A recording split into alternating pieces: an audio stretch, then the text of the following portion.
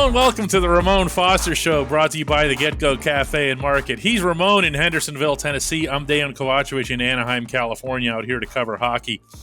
And what's going on, Moan? Hockey in California, like I know it's That's there. what they say. Say it. That's like, what they say. Hockey in California makes no sense, but it does because everything's in California. I was at a drive-thru here last night after the plane landed, and someone asked, because I had the credentials on or something like that. Yeah. Like, oh, what do you do? I'm a hockey writer. What's that? And I go, which one, hockey or writer? Hockey. What is that? For real. Yeah. For real. Okay. All right. Well, yeah. they've only had the Los Angeles Kings in place since 1967 and the Anaheim Ducks since 1993, but let's discuss that. I'm actually in a bad mood for another reason entirely, Moan. Tell us why, DK. Well, see that guy up there in the picture? Up there see that? Yeah, you recognize that guy under the beard? I love that guy movies, is all I'm saying. Yeah, man. well, here's what I have to say about that guy. That's my wife there next to him. Back in Pittsburgh, he stops in our shop. Okay, he and Rob Schneider, who apparently had a stand-up Yeah, they're on tour right now. They are. routine. And it's Adam Sandler, of course, if you guys don't recognize Adam Sandler. Okay. Yeah, it's Adam Sandler. And how do I put this without sounding like Larry David? Say it how you need to, DK. It's all right, man. Your name's on the company. They didn't buy anything, Mo. How do you do that? How do you do like this sold out show, okay, in a big arena, which is what they did, and come in and not buy anything? And wait, it gets worse. What's that? At one point, so Rob Schneider decides he really loves this Willie Stargell pillbox cap, and he's like, I gotta have this. And the bodyguard, they all come in with bodyguards. We get this because there's a hotel right across the street from us, right? In downtown. And he wants this hat, and bodyguard's like, we got to go. Guys, we got to go.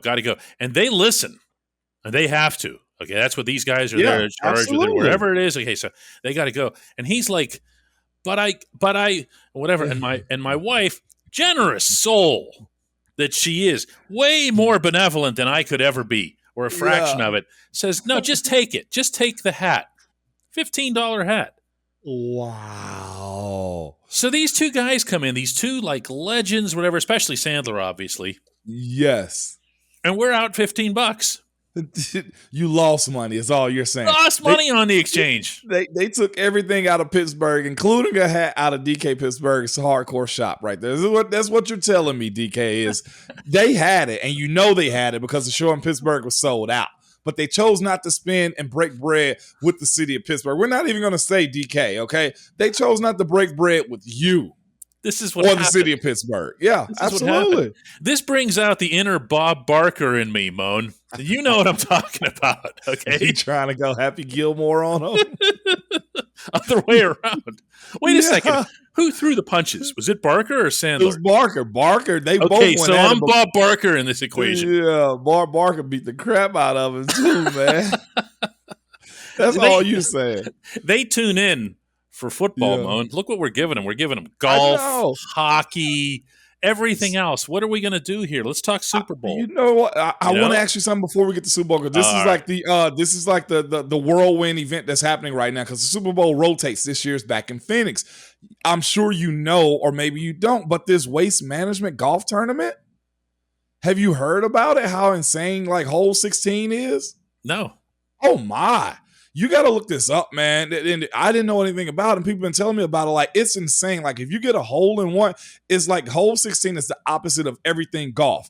They cheer, they get trashed, drunk, like they are outside of their mind. Somebody hit a hole in one the other day, and everybody's just erupting. Like, there's no be quiet while they're shooting. They throw beers on the freaking greens. Like, they take off their shirts. Oh my! Oh, you got to look this up, DK. It is insane, and it's cool. Is this the tournament that Aaron Rodgers just won, or was that something else? I think that was something. That may have been the pro-am of it, but yeah, the Waste Management Open is insane, DK. Speaking of just wild stuff in sports, but yeah, the Super Bowl and the Waste Management Open is there.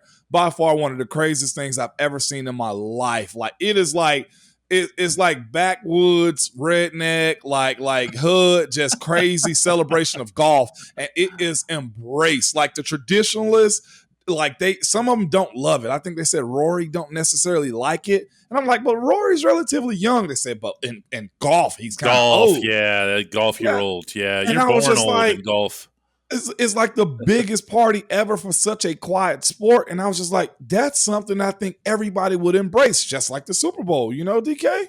Yeah, just like that. And people love to cheer and let out their emotions, and they also like to hate and all that other stuff in a fun way. I use that word in the fun context. Yeah, no doubt. Is the Super Bowl overdone too? I don't know, Moan. I do know this. Who's everybody cheering for this weekend? Who are they cheering for in Pittsburgh? Who is Steelers Nation cheering for? This isn't like, college divisions or college conferences where I would cheer for the SEC and you go ACC or something like this. This is legitimate. Like, which team do you pick? Do we pick AFC or NFC? Do you pick the in-state Philly, who's gone to more Super Bowls in the 2000s than the Steelers have so far, or the the 2010s and 20s than Steelers have? Or do you go with the team that you got to go up against to get to the Super Bowl? Because Patrick Mahomes has gone to the AFC Championship since he's been a starting quarterback. Imagine that. So which one do you choose? See, the thing is, I consider there's a couple of variables that I would put into this. One is that the Chiefs are in the division. And I'm not saying conference here. I'm saying in the division because they feel like an AFC North team. They see them so often. And the Steelers obviously have seen Mahomes a little bit too often. And so there's got to be some lingering something there, where you don't want the AFC one team to look like the powerhouse, No, you don't, but they're just good. And there's just a separation of talent right now. Who I think is the better team and who should win, it's honestly two different conversations too, DK. I could say one is the best team, but I almost think like I can also say the other team should still win, though. Like, how do you have that type of just conflict in a Super Bowl game? Is this not the best matchup that you get? Like, yeah, it's the best matchup. Yeah, and I honestly, I think where Pittsburgh is concerned, I think you're going to be looking at, see, here's the funny thing. What's that, DK? Well, the Eagles are built by a guy who's now, or partially built, to his credit, Andy Weidel, who's now in the employ of the Steelers. He's also a Mount Lebanon dude, and everything else lines up there. Yeah. And the Eagles are kind of built in the image that you want the Steelers to be built in. Yeah, they are. Trenches. And you like that. And you like that component to them. I enjoy watching them play. I do too. Okay. That to me, that's my kind of football. Yep. Not that I don't enjoy watching, Holmes and Travis Kelce and everybody else. But I think the Eagles are fun. And then there's the whole Pittsburgh-Philadelphia thing, which you heard about this? I've heard a little bit about it. I'll say this: anytime we played the Eagles, I really did want to beat them every single time. So yeah, I get it. I inherited it for sure. Yeah, and obviously with them not being even in the same conference, there aren't many matchups and so forth. But Pittsburgh and Philly, that's more of a hockey thing than anything else because of the Flyers, and the Penguins once went 15 years without winning in that city. And, people really, really learned to hate the Flyers with their goon tactics and everything else. Yeah. But at the same time, I don't know that could ever carry over into football. And they don't even wear the same colors. I think Philly people hate Pittsburgh more than the other way around because all the teams wear the same colors. You get just as mad at them. You see the Penguins wearing black and gold. Steelers come out in black and gold. Even the Pirates, even the Pirates come out in black and gold. And you're just they're just thinking, it just probably reminds them all of whatever other team they don't like. That's so true. Eagles are green. Phillies are red, Flyers orange and black. Whatever, 76ers Sixers are red and blue. It's just not the same feeling, Yeah, no doubt about it. So who do you go? I think most Pittsburgh people will go for Philly. Yeah, I do too, actually. Yeah, I love to know. Yeah, I'd love to know where everybody's stance is, but I think Philly is probably the place you want to root for. Yeah, we're talking about rooting here, not necessarily who's going to win. We're going to do that right after this.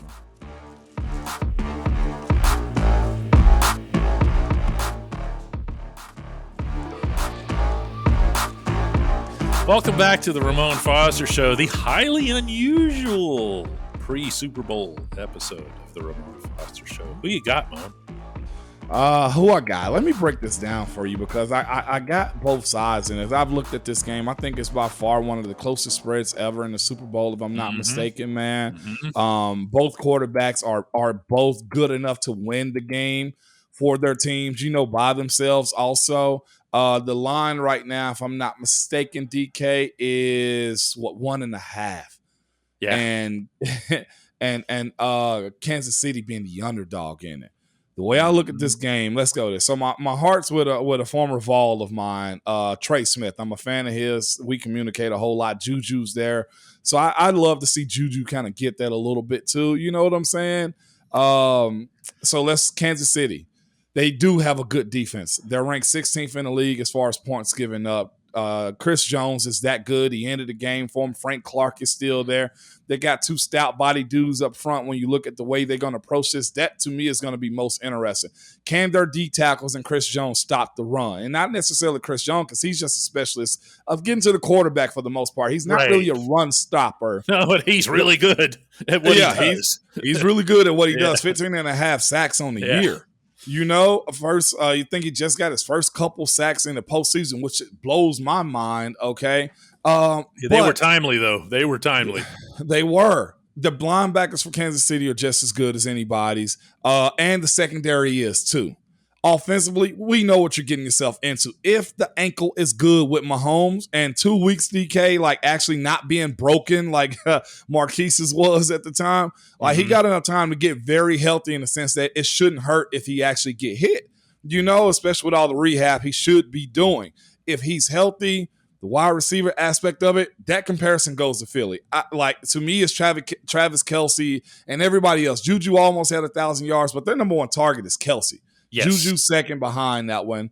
And they're supposed to get a couple other guys back. I like the run game of Pacheco and McKinnon, too. McKinnon's also a real big threat in the run game. Philly, defense, I like Pacheco a lot. I love Pacheco. I mean, that style.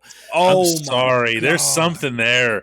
When his head of steam is almost immediate, and then he just goes and he does not care about the consequences. No, he doesn't. He reminds you, if you played video games growing up, Mario Brothers, getting the star and just running through everything. That's Pacheco, right? You get that visual right there? I really do. And he just goes. And like you said, but the thing is, between both of those two backs, they're averaging 4.5 yards a carry. Yeah. They're productive on the ground. And like Patrick Mahomes, strategic and how he runs that offense, he's not really a running quarterback. He's just very, very mobile, right? That's kind of how you got to look at Patrick Mahomes. But Philly defense is monstrous. Again, Hassan Reddick is that good. Fletcher Cox is still good. Javon Hargrave's got double-digit sacks. Just a multitude of guys have really done a lot of stuff for them. Back end of that secondary is really good. Linebackers is good, too. You say to yourself, where is the weakness? Maybe the linebackers. That's about it. Okay, I think they got a 7th-rounder starting there, but he's been very productive for him, too. It don't matter, though. I mean, the front makes sure that they don't matter. Then you got guys like Ndamukong Suh that are backups on this team, okay, who's a menace in himself. And then offensively for them, we know they are run heavy, but they can take the top off the defense too, with A.J. Brown and also Devontae Smith. And on top of that, the X factor of Jalen Hurts actually being a running quarterback. Best team in this matchup is probably Philly. I think the better coach team may end up being Kansas City. The coaching, I go with Kansas City. The team, I go with Philly. Who's going to win it? DK? Okay, so where are you at? I've given you my spiel. I laid it out. I was about to give you my pick, but go ahead. Here's the thing. I can respect what an Andy Reid, Eric Bieniemy offense can do to anybody. Okay, under any circumstance. But I can't get past what portion of their playbook, or even what portion of their plays within the playbook, get limited by Mahomes' lack of usual mobility. Yeah. Okay, that's the thing that I can't get past. He is. You saw the game. Yeah. Okay, that ankle. Okay, and you've been through ankle injuries that have lingered. You played through ankle pain. What he's asked to do is a lot. Yeah, okay? it is. He creates his own trajectory for his passes by allowing himself to move where he can release that bullet. And if that's not there for them, there for the Chiefs, I hate to say this, but he could be just another guy. And we also saw in that game against the Bengals that on occasion he wouldn't be able to even set himself or plant the way he wanted. Mm-hmm. And I think that's a big variable. And the biggest variable of all is the one you mentioned with the Eagles' interior defensive line with our man, Javon Hargrave, and, of course, Fletcher Cox, who needs no introduction to anybody in Pittsburgh. None. Most unfortunately. And these guys combined with that offensive line that they have I'm going with Philly. I have to. What do you got? What's your score? And who do you got? I got Philly winning. And it's so hard to even say that. I got Philly winning. Let's go 26-24. Yeah, there's going to be points too. Yeah. 26-24 Philly. I look at that. They get to 20 and they kick 2 field goals after that to kind of seal it because Patrick Mahomes might have 17 points and he get to 24. That's where the 26-24 come from. Yeah, I love how you always end up doing the math on these things. Like everybody else just says a random score, and you're actually sitting there doing the math on how many touchdowns, how many extra points would have to happen. Because we actually don't spew foolishness out, on our broadcast that we do over here. DK. I don't know. There was a whole lot of foolishness in that opening segment, so I'm not sure. But of course, Bob Barker beating up, Adam Sandler is always a killer. There's no question about that. But guess what? What's that? The only segment that matters is coming up next. And that's Hey Mo.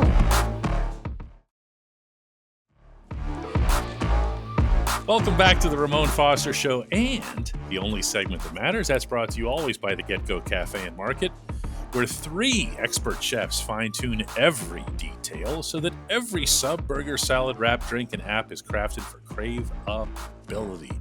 Order your favorite entry at the Get Go Cafe and Market today. Better believe it. Today's Hey Moan comes from Michael, who says, "Hey Moan, I know all NFL teams pay their players. So can you break down why are teams like Cleveland, Arizona, New York Jets always struggling with losing records?" Ooh, wow. I think he means that they pay them. They're all, it's a salary cap league. There's a minimum too. There's a floor. They get paid. Why do they always stink? They always have splashes in free agency and stuff like that. Yeah, I think they legitimately don't have a plan for what and how to win, no matter what direction they go in. And I think some of it may start with ownership too in a few of these cases. Like the Jets got close, but that's because Rex Ryan was a bulldog on how he ran his ship. Right. Would you not give that credit? Like, oh, absolutely. His dad was in it. His brother was in it. Like, hey, Mon, he came in and put his foot down. He did put his foot down, and I think what happens in these situations, he came in and put his foot down. Waiting on you here. See what you did here. You were the one that usually does the Rex Ryan foot jokes, and I'm like, come on. It's crazy. He currently lives in Middle Tennessee, about close to where I am too. So that's very interesting. Got to make sure I got shoes on. And we're just so bad. Okay, what an episode this is. He put his foot down, as you said, as far as keep football, and keep front office. And I think you have to have a separator in that. I think most owners, front office people want more credit for what happens on the field than the coaches do. I look at the Raiders situation. I say that looks front office to me as far as who wants credit. We've heard those stories about how Al Davis would just be on his golf cart and just tell the coaches to change the entire script without even knowing what winning and losing is in that NFL that he was at. I look at Jerry Jones' situation, very much involved. Although they have a good team, not getting over the hump, and everybody made them the laughing stock of the league in a sense, right, DK? Oh, yeah. I mean, in their own way, in their own bracket, yeah.